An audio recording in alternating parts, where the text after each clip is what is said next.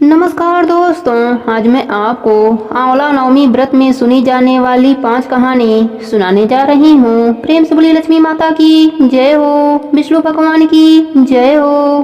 कार्तिक मास के शुक्ल पक्ष की नवमी तिथि पर आंवले का पूजन करें।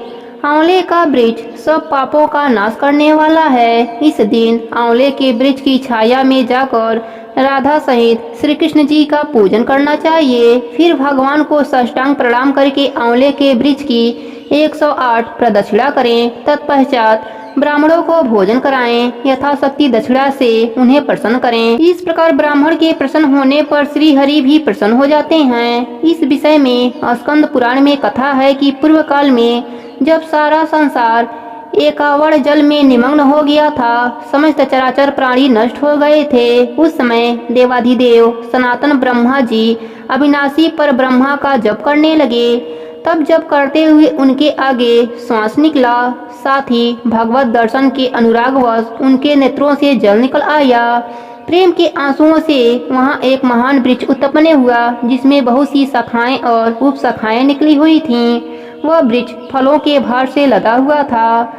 सब वृक्षों में सबसे पहले आंवला ही प्रकट हुआ, इसलिए इसे आदिरोह कहा गया है। इस प्रकार ब्रह्मा जी ने पहले आंवला उत्पन्न किया, फिर समस्त वनस्पति और प्रजा की सृष्टि की। जब देवता आदि की भी सृष्टि हो गई, तब सब देवता उस स्थान पर गए जहाँ आंवले का वृक्ष था। उसी समय आकाशवाणी हुई, यह आंवले का वृक्ष सब वृक्षों में श्रेष्ठ है, क्योंकि यह भगवान विष्णु को प्रिय है। इसके स्मरण मात्र से मनुष्य गोदान का फल प्राप्त करता है। इसके दर्शन से दुगुना और फल खाने से 3 गुना पुण्य होता है। अतः सर्वथा प्रयत्न करके आंवले के वृक्ष के फल का सेवन करना चाहिए। भगवान को प्रिय होने से यह सब पापों का नाशक है। समस्त कामनाओं की सिद्धि के लिए भी आंवले के वृक्ष का पूजन उचित है। कार्तिक मास में सब प्रकार से यत्न करके आंवले की छाया में बैठकर श्री कृष्ण की प्रतिमा के सम्मुख कथा श्रवण करें। जो व्यक्ति कार्तिक में आंवले और तुलसी की माला धारण करता है, उसे अनंत पुण्य की प्राप्ति होती है। आंवले की छाया में बैठकर दीपमाला समर्पित करनी चाहिए और तुलसी के अभाव में यह शुभ पूजा आंवले की ही करनी चाहिए। आंवले की छाया में कार्तिक मास में ब्राह्मण दंपति को एक बार भोजन से प्रसन्न करके वहीं बैठकर स्वयं भी भोजन करने से व्यक्ति अन्य दोष से मुक्त हो जाता है। लक्ष्मी प्राप्ति की इच्छा वाला मनुष्य सदा आंवले के जल से स्नान करे। नवमी, अमावस्या, सप्तमी और संक्रांति के दिन तथा रविवार, चंद्र ग्रहण व सूर्य ग्रहण के अवसर पर आंवले से स्नान नहीं करना चाहिए। जो मनुष्य आंवले की छाया में बैठकर पिंडदान करता है, उसके पितर भगवान विष्णु के प्रसाद से मोक्ष को पा लेते हैं। जिसके शरीर की हड्डियां आंवले के जल से धोई जाती हैं, वह फिर गर्भवास में नहीं आता। जिस घर में सदा आंवले का सेवन होता है और आंवला रखा रहता है, वहाँ भूत, प्रेत, कुष्मांड और राक्षस नहीं जाते। अतः आंवले की अनन्य प्रकार की महिमा स्कंद पुराण और पद्म पुराण में कही गई है। अतः आंवले की अनन्य प्रकार की महिमा स्कंद पुराण और पद्म पुराण में कही गई है। प्रेम से बोले विष्णु भगवान की जय हो। एक समय की बात है, एक व्यापारी और उसकी पत्नी जो काशी में रहते थे, उनकी कोई संतान न थी। इसी कारण व्यापारी की पत्नी हमेशा दुखी सी रहती थी और उसका स्वास्थ्य भी चिड़चिड़ा सा हो गया था। एक दिन किसी ने कहा कि अगर वह संतान चाहती है तो किसी जीवित बच्चे की बलि भैरव बाबा के सामने दे, इससे उसको संतान की प्राप्ति होगी। उसने यह बात अपने पति से कही, लेकिन पति को यह बात अच्छी नहीं लगी। पर व्यापारी को संतान प्राप्ति की चाह ने इस तरह बांध दिया था कि उसने अच्छे बुरे की समझ भी त्याग दिया था और एक दिन एक बच्चे की बलि भैरव बाबा के सामने दे दिया, जिसके परिणाम स्वरूप उसे कई रोग हो गए। अपनी पत्नी की हालत देखकर व्यापारी बहुत दुखी था। एक दिन व्यापारी को अपने पत्नी की करतूत पता चल गई, जिसके बाद व्यापारी ने उसे खूब मारा, पर बाद में उसे दया आ गई। उसने अपने पत्नी से कहा, तुम अपने पाप से मुक्ति के लिए गंगा स्नान करो और सच्चे मन से प्रार्थना करो। उसकी पत्नी ने वैसा ही किया। कई दिनों तक गंगा स्नान किया और वहीं पर प्रार्थना करती रही। एक दिन गंगा माता प्रसन्न हो गईं और एक बुढ़िया के भेष में उसके सामने आ गईं और कहा, अपने शरीर के सभी विकारों को दूर करने के लिए तुम कार्तिक मास के शुक्ल पक्ष की नवमी के दिन वृंदावन में आंवले का व्रत रख उसकी पूजा करोगी तो तुम्हारे सारे कष्ट दूर हो जाएंगे। व्यापारी की पत्नी ने पूरे विधि विधान के साथ पूजा किया और उसके शरीर से सभी कष्ट दूर हो गए। उसे सुंदर शरीर प्राप्त हो गया, साथ ही उसे पुत्र की भी प्राप्ति हुई। तभी से महिलाएं संतान प्राप्ति की इच्छा से आंवला नवमी का व्रत रखने लगीं। प्रेम से बोले विष्णु भगवान की जय हो, लक्ष्मी माता की जय हो। एक राजा था, उसका प्रण था वह रोज 1.25 मन आंवले दान करके ही खाना खाता था। इससे उसका नाम आंवलिया राजा पड़ गया।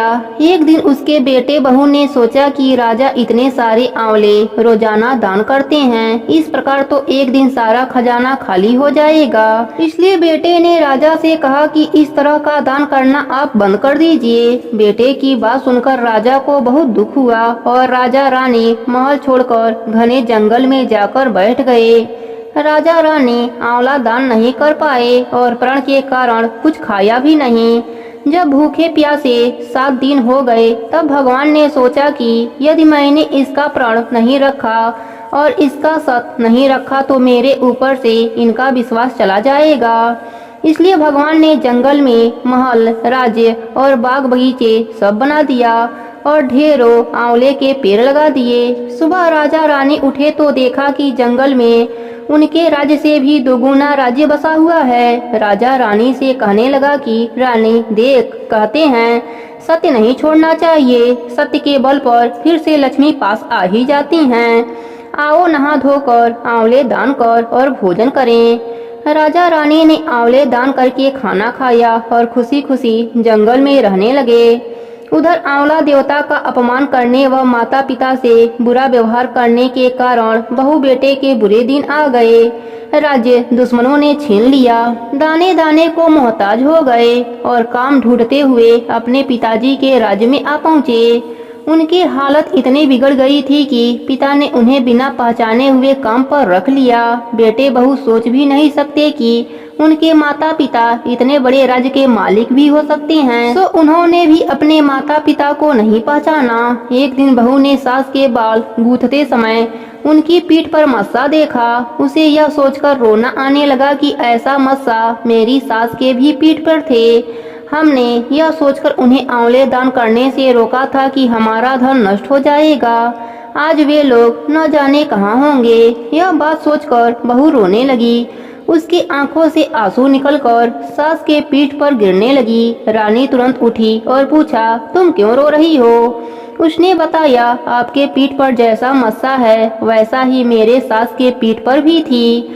हमने उन्हें आंवले दान करने से मना कर दिया था, इसलिए वे घर छोड़कर कहीं चले गए। इतना सुनते ही रानी ने अपने बहू को पहचान लिया। रानी ने अपने बहू से राज्य का सारा हाल पूछा। बहू अपने सास को पहचानने के बाद क्षमा मांगने लगी।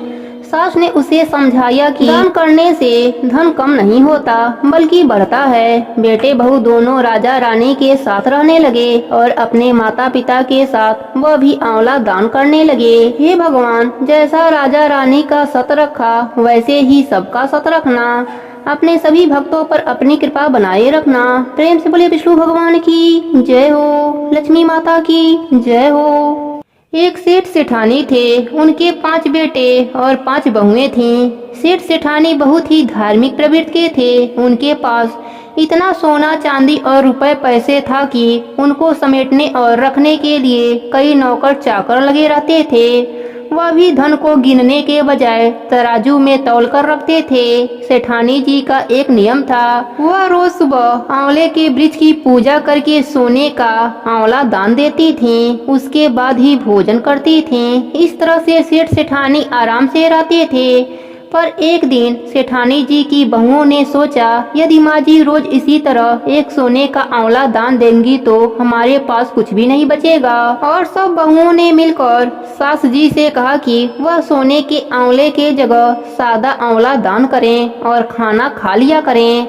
सेठानी जी ने उनकी बात मान ली और रोज एक सादा आंवला दान करने लगी। पर कुछ दिनों के बाद उनकी बहुओं को सेठानी जी का सादा आंवला दान करना भी अखरने लगा और वह सासू जी को आंवला दान देने से मना करने लगी।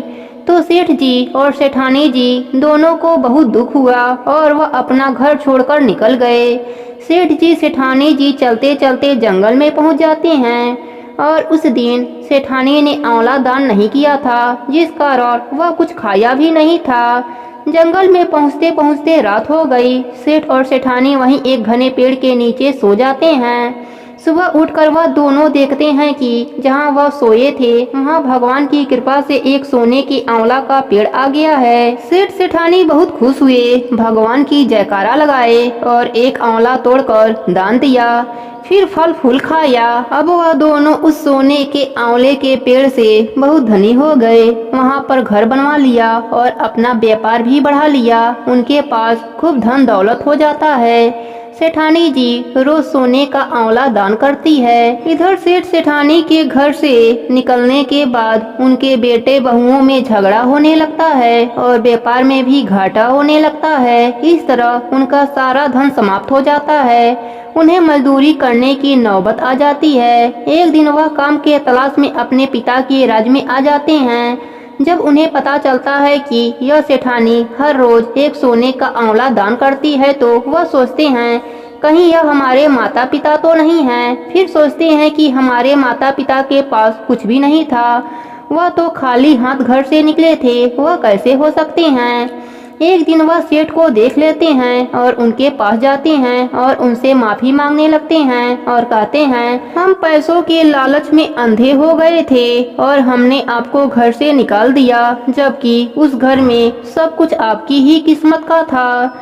सेठ जी ने अपने सभी बच्चों को माफ कर दिया और अपने बेटे बहुओं के साथ रहने लगे। इस प्रकार जहां आंवले के वृक्ष का पूजन होता है वहां पर साक्षात विष्णु भगवान का वास होता है और जहां विष्णु भगवान का वास होता है वहां उनकी प्रिया तो जरूर ही रहेंगी।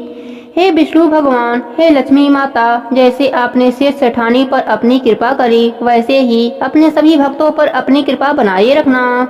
प्रेम से बोले विष्णु भगवान की जय हो, लक्ष्मी माता की जय हो। अब सुनते हैं व्रत को पूर्ण करने वाले गणेश भगवान की कहानी। प्रेम से बोले गणेश भगवान की जय हो। बहुत पुरानी बात है। एक गांव में एक मालिन रहती थी। उसके पति का स्वर्गवास हो चुका था। उसका एक 4 साल का पुत्र था। उसकी सास कठोर हृदय की स्त्री थी। वह बहू को बहुत तकलीफ देती थी। एक दिन सास बहू और पोते को घर से निकाल दिया। वह दोनों रोते हुए चलते चलते एक जंगल में पहुंच गए। वहां एक बड़े पेड़ के नीचे बैठ गए। वहां से थोड़ी दूर पर एक गणेश भगवान का मंदिर था। वहां बहुत लोग गणेश भगवान के दर्शन करने आते थे। दर्शन करके गणेश भगवान को प्रसाद चढ़ाते थे। फिर वह प्रसाद सबको बांट देते थे। इस प्रसाद से माँ बेटे का गुजारा होने लगा। दोनों माँ बेटे गणेश भगवान के पूजा पाठ में लग गए। एक दिन उन्होंने सोचा क्यों ना हम भी जंगल से फूल लाकर बेचें। वह रोज जंगल से फूल लाकर उसकी माला बनाकर बेचने लगे। साथ में पूजा की सामग्री और प्रसाद भी बेचने लगे। इससे उनको आमदनी होने लगी। गणेश भगवान की कृपा से आमदनी बढ़ने लगी। जल्दी ही उन्होंने एक मकान और एक दुकान बना लिया। एक दिन उसी नगर की राजा की बेटी मंदिर में पूजा करने आई। मालिन के बेटे को देखकर राजकुमारी उस पर मोहित हो गई और उससे विवाह करने की सोचने लगी। उसने अपने भाभी से अपने मन की बात कही। भाभी अनुभवी थी। उसने कहा यह तो मालिन का बेटा है और तुम एक राजा की बेटी हो। यदि तुमने उससे विवाह किया तो तुम्हारी बहुत बेइज्जती होगी। पर राजकुमारी अपने बात पर अड़ी रही। उसने कहा मैं तो प्रतिज्ञा कर लिया है कि उसी से विवाह करूंगी। भाभी महल जाकर सारी बात राजा को बताया। राजा ने मना नहीं किया और विवाह के लिए तैयार हो गए। उन्होंने बड़ी धूमधाम से बेटी का विवाह मालिन के बेटे के साथ करा दिया। मालिन ने सबसे पहले बेटे बहू को गणेश भगवान के मंदिर में ले जाकर पूजा पाठ करवाया और गणेश भगवान का आशीर्वाद दिलवाया। इसके बाद पूरे नगर में यह बात फैल गई कि गणेश भगवान की पूजा करने से सब दुख दूर हो जाते हैं। यह बात सुनते ही नगर के सभी लोग मंदिर में गणेश भगवान के दर्शन करने आने लगे। मालिन और उसके बेटे की बिक्री और बढ़ गई। उधर उसकी सास के बुरे दिन आ गए। अन्नदाता उससे रूठ गए और वह भूखी मरने लगी। एक दिन वह रोती हुई उसी गणेश भगवान के मंदिर में आ पहुंची। वहां वह मालिन के बेटे से बोली, मैं भूखी हूँ, मुझे रोटी कपड़ा दे देना, इसके बदले मैं तुम्हारा सारा काम कर दूंगी। लड़के को दया आ गई और वह उसे काम पर रख लिया। उसने अपने दादी को नहीं पहचाना। जब मालिन घर आई तो उसने अपने सास को पहचान लिया। वह सास से बोली, सासू माँ आप यहाँ कैसे? सास पोते के तरफ इशारा करके बोली, मेरा इस सेठ के यहाँ नौकरी लग गई है। बहू बोली, यह आपका पोता है और यह घर भी आपका ही है, यह दुकान भी आपका ही है। आपने हमें घर से निकाला, तब गणेश भगवान ने हमारी रक्षा करी। बहू की बात सुनकर सास बोली, मेरी करनी मैंने भोग लिया। बहू बोली, सासू जी अब आप हमारे यहाँ रहो और पोते का सुख देखो। सास गणेश भगवान की महिमा देखकर गणेश भगवान का जयकारा लगाने लगी। साथ ही बहू पोते के साथ मिलकर गणेश भगवान का नित्य नियम निभाने लगी। गणेश भगवान की कृपा से मालिन के घर में अन्न धन का भंडार भर गया। हे गणेश जी महाराज, जैसा सुख आपने मालिन को दिया वैसा ही सुख सबको देना, सब पर अपनी कृपा बनाए रखना, सबके व्रत को पूर्ण करना। प्रेम से बोलिए गणेश भगवान की जय हो, भोलेनाथ की जय हो, पार्वती माता की जय हो, कार्तिक मास की जय हो। तमेव माता च पिता तमेव, तमेव बंधु च सखा तमेव, तमेव विद्या च द्रविणं तमेव, तमेव सर्व मम देव देव। ओम जय जगदीश हरे, स्वामी जय जगदीश हरे। भक्त जनों के संकट क्षण में दूर करें। ओम जय जगदीश हरे, स्वामी जय जगदीश हरे। जो ध्यान में फल पावे, दुख बिन से मन का, सुख संपत्ति घर आवे, कष्ट मिटे तन का। ओम जय जगदीश हरे, स्वामी जय जगदीश हरे। भक्त जनों के संकट क्षण में दूर करें। माता पिता तुम मेरे शरण गहूँ किसकी, तुम बिन और न दूजा आस करूं जिसकी। ओम जय जगदीश हरे, स्वामी जय जगदीश हरे। भक्त जनों के संकट क्षण में दूर करें। तुम पूर्ण परमात्मा तुम अंतर्यामी, पार ब्रह्म परमेश्वर तुम सबके स्वामी। ओम जय जगदीश हरे, स्वामी जय जगदीश हरे। भक्त जनों के संकट क्षण में दूर करें। तुम करुणा के सागर तुम पालन करता, मैं मूर्ख खलिकामी कृपा करो भरता। ओम जय जगदीश हरे, स्वामी जय जगदीश हरे। भक्त जनों के संकट क्षण में दूर करे। तुम हो एक अगोचर सबके प्राणपति, किस विधि मिलूं दया मैं तुमको मैं कुमति। ओम जय जगदीश हरे, स्वामी जय जगदीश हरे। भक्त जनों के संकट क्षण में दूर करें। दीन बंधु दुख हरता तुम ठाकुर मेरे, अपना हाथ उठाओ द्वार पड़ा तेरे।